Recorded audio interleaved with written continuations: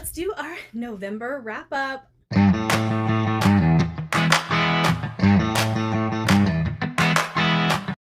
guys, welcome back. Welcome if you are new here. Today I will be doing my November wrap up.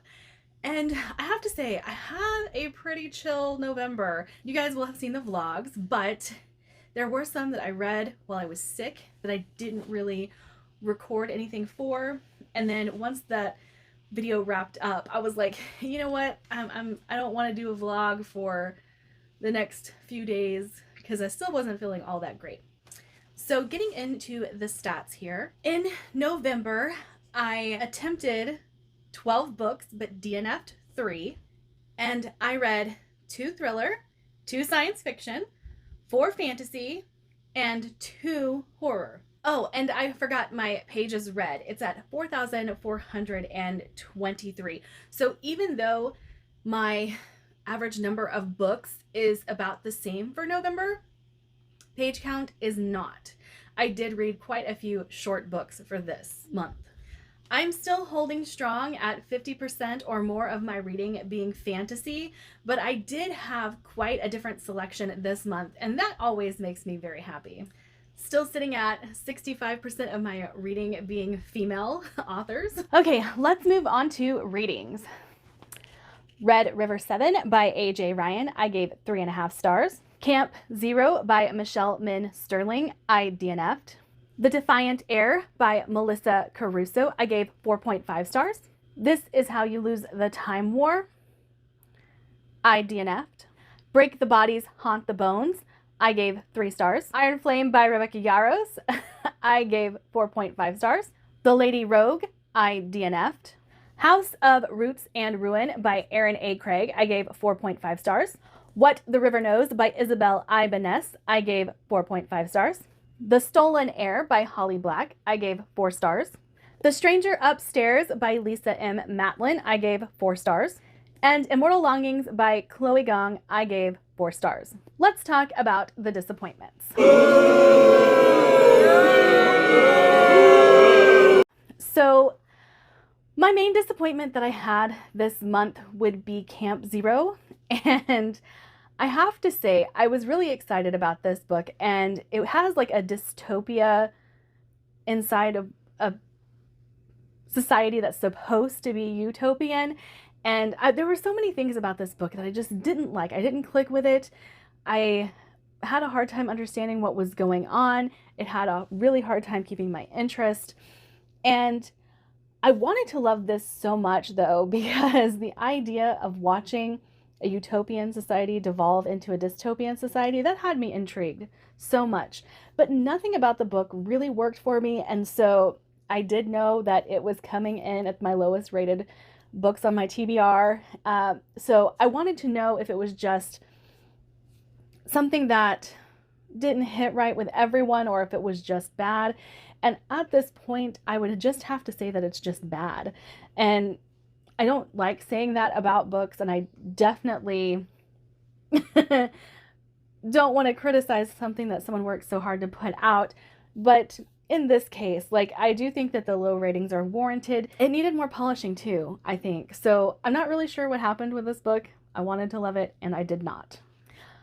My other disappointment would have to be The Lady Rogue, and I have a feeling that my disconnect with this book is strictly based on the fact that it was reading to YA. Like, I wasn't invested because I just couldn't get into the writing of it, and it was really slow. I lost interest. There was nothing that kept me entertained.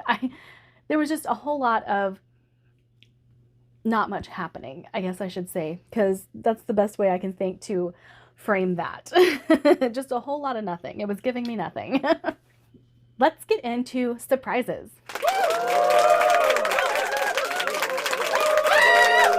So I think I have just 2 surprises to talk to you guys about. I can't say that anything just came out of left field and shocked me, but I can say that there were 2 books that one of them I just went into with wrong expectations. We'll talk about that. And the other is a genre that I don't usually read, and so I always go in with no expectations. So, The Stranger Upstairs by Lisa M. Matlin. I was surprised because I started reading this and the main character was driving me absolutely insane. And I was like, I don't like you. I really don't like you. But I kept reading, going, okay, let's see if this gets any better.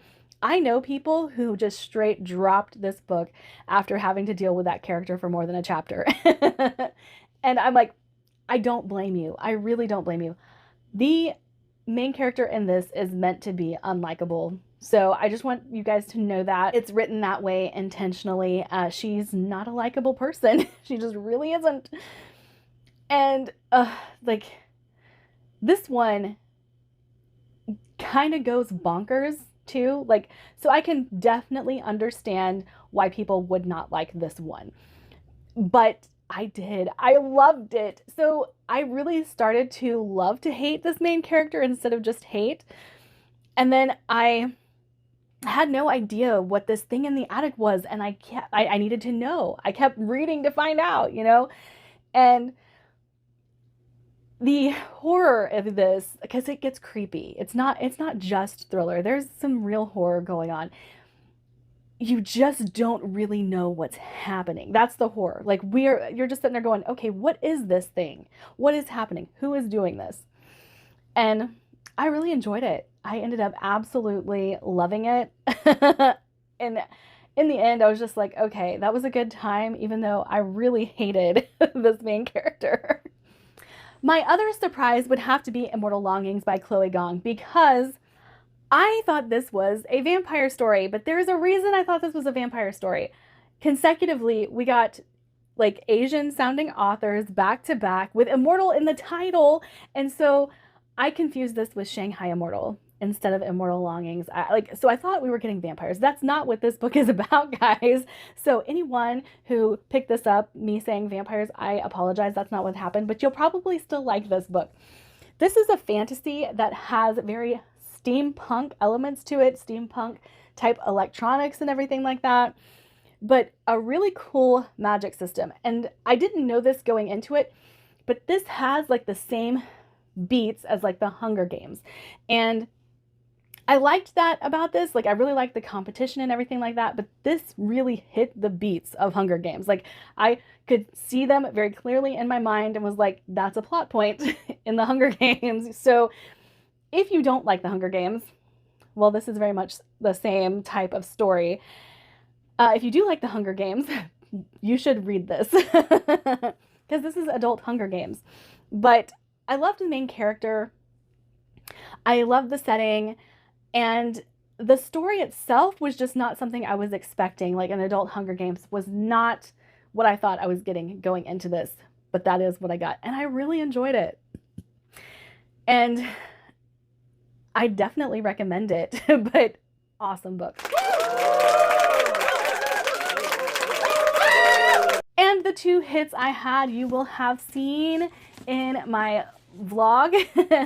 What the River Knows by Isabel Ibanez. I really enjoyed this, and I didn't know what I was getting going into this one either, because I've read her fantasy, and this reads more like a historical fiction, just with some slight magical elements and a more magical realism than a fantasy, but thoroughly enjoyed this. I love the main character, and the situation that she gets involved in makes this story where you keep having to turn the page. And I love that she's on a hunt for what happened to her parents, and she has this romantic interest, because that's what he becomes, guy trying to get in the way of her figuring out what happened to her parents and keeps trying to send her home. Like, there's just so many aspects of this that I love, but it reads more like a historical fiction. I do have to say that. And then we have the follow-up to House of Salt and Sorrows with House of Roots and Ruin. I really enjoyed this. I thought it was fantastic. There were some things that I kept it from being a 5-star, and I feel like one of those things is that it kept trying to harken back to the previous book without really having anything that intertwined it into this one other than a shared family history. But I really loved Verity. I loved the situation she finds herself in, and oh, I can't say anything without spoiling like the first 50 pages of this book, but you know, like she has this ability that everyone knows but her. Like she's the one that doesn't realize that she has this ability. And it's kept her confined to her house until one day she has someone who wants to patron her art. And then things ensue from there. I know I say that a lot, but that's kind of like, I don't want to tell you the rest. Just read and find out, because I love Erin A. Craig's writing. I think she is like the gothic author of our time, and I need everyone to read it. But yes, so good, so good. All right, that's it for my video today. Like, subscribe if you would like, and if you'd like to connect with me in any other way, you can follow my links in my Linktree link down below. Bye!